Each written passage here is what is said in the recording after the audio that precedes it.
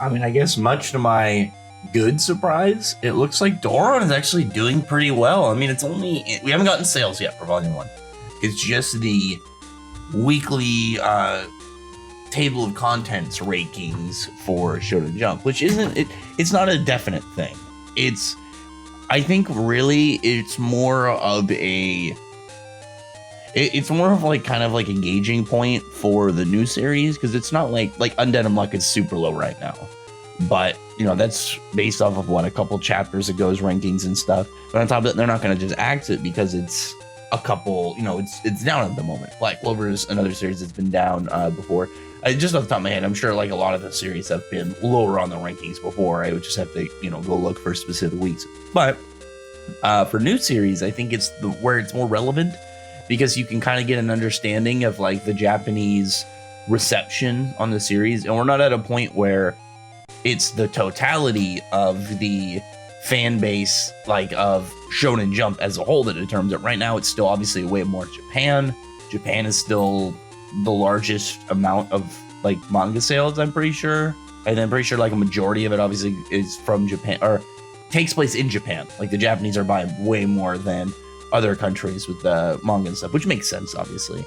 But because of that, we can get stuff that other people like overseas really enjoy, but maybe the Japanese didn't like as much. What was that series that not that long ago? Was it Phantom Walk? No, I had to go back and look, or Phantom Seer.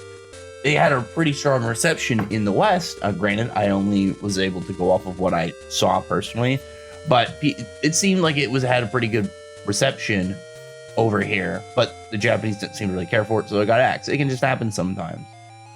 But Doron seems to be doing pretty well, and I'm actually pretty happy. I think it got like 7th in its first poll, and then 4th in the second one. So hopefully the first volume will sell pretty well, and I think if that happens, it will solidify it as surviving the axe and make it through, which I'll like.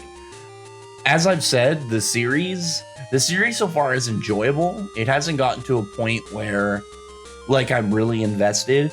As at something I've brought up before, right now, I'd say that the drawing point of the series is Kusanagi. He's got a little cute design, but he's got like a cool power. He's a nice dude. There's a mystery of like why is he a nice Mononoke? There's stuff in the story that makes him intriguing as a character. We haven't gotten really much for Dora yet, or the female lead, I forgot her name at the moment. And then we haven't gotten to like large scaling plots. So as long as the series can keep building and keep improving, I think it'll do fine.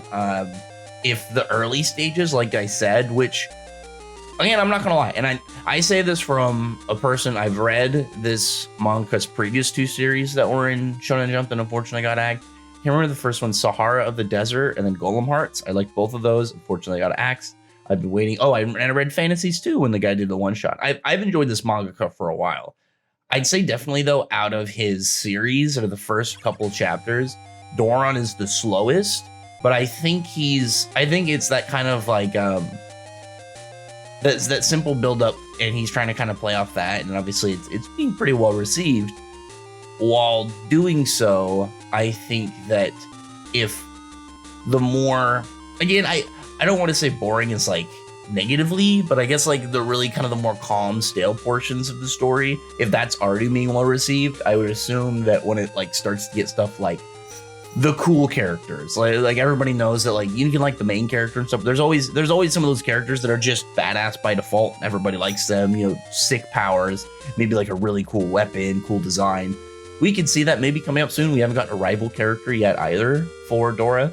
So there's like a lot of stuff that can easily happen that are just general boosts to the series. Like if we could get a really cool first arc, like there's a lot of stuff that can really enhance this, that can take the momentum and really push it forward. I think if like we got a really good first arc, like a good battle, a cool villain, oh my cats are fighting, like a cool villain who's like, doesn't have to be some big mega overarching villain. It could just be a villain who is memorable in the early series. Maybe comes back. Another series to give a good example about this is Black Clover.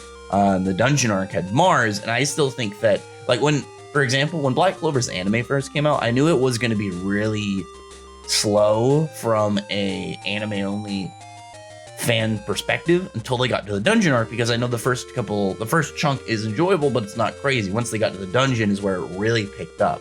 I say the same thing for like Fairy Tail with like Phantom Lord. Mishima's series generally seem to, you know, they take a good chunk to get past that first like 40 plus chapter of like build up. It's good, but nothing kind of crazy. And then you get to those first arcs and it really picks up. So hopefully Doron does the same thing. And like I've done 5 minutes of this mostly talking about its status, which I feel like is fair considering it's a new series, and I am concerned about its longevity. I do hope it survives.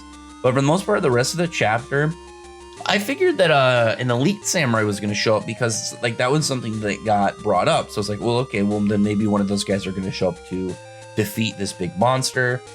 There's a couple questions I have about this, because I think like one of the things that people were gauging if it was going to get axed off of was like the main character's already fighting this thing that killed his mom.